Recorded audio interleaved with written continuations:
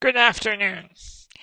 You have signaled by your presence at this luncheon that your minds are open to the perspective of Canada's disability rights community on the questions of euthanasia and assisted suicide, and I thank you for that. You are few, too few among many.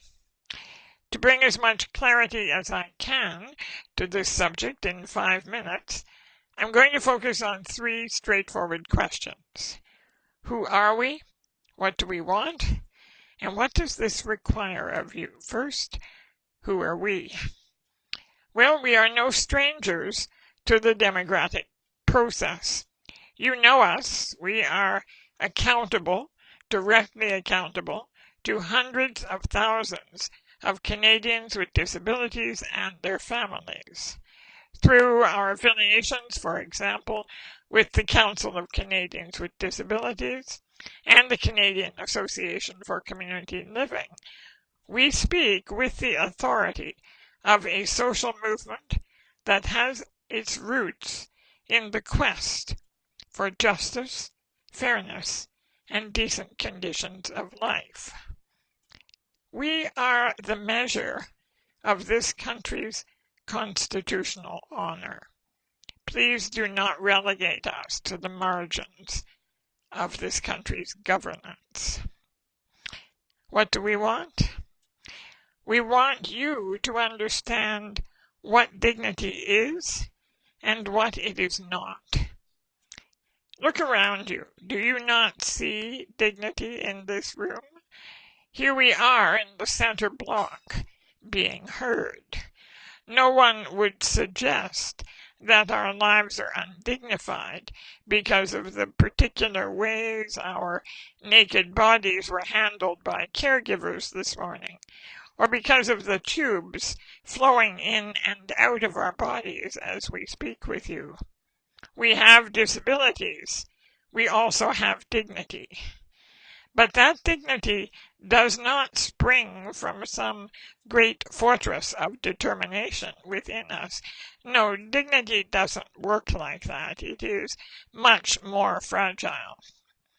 See me as anything but your equal in human worth, and at that moment you will have robbed me of my dignity.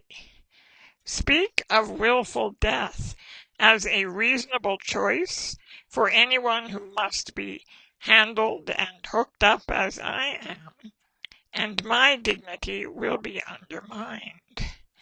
This is not some trivial conceit, for my dignity is utterly bound up with your respect for my way of life. It is not solitary, it is social.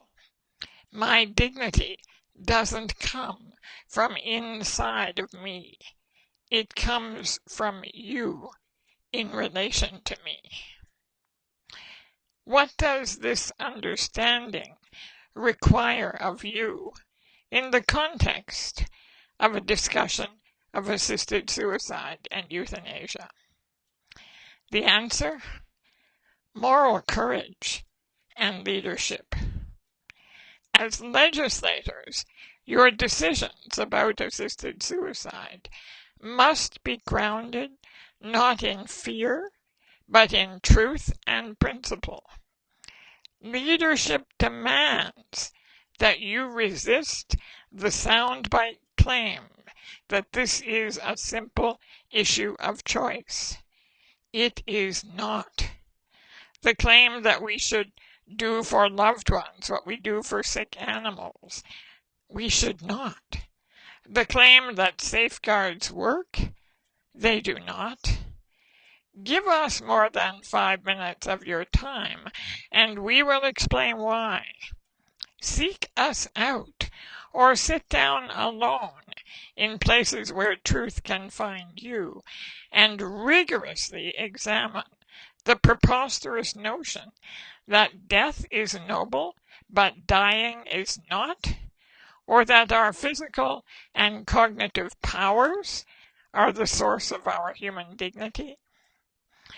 This is an issue of choice, at the heart of the debate, but it is not an issue of privileging some with a greater menu of options regarding the precise time and manner of their death. No, rather, it is an issue of choosing between competing social visions. Shall we submit to the voracious demands of individual liberty no matter what the social cost? Or shall we agree that there are limits to individual freedom, limits that serve all of us when we are vulnerable and in decline? Let us seize this moment to affirm that all states of living are worthy of protection.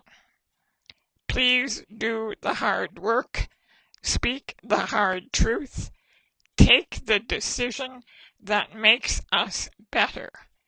That is what leaders do, and we ask nothing less. Thank you.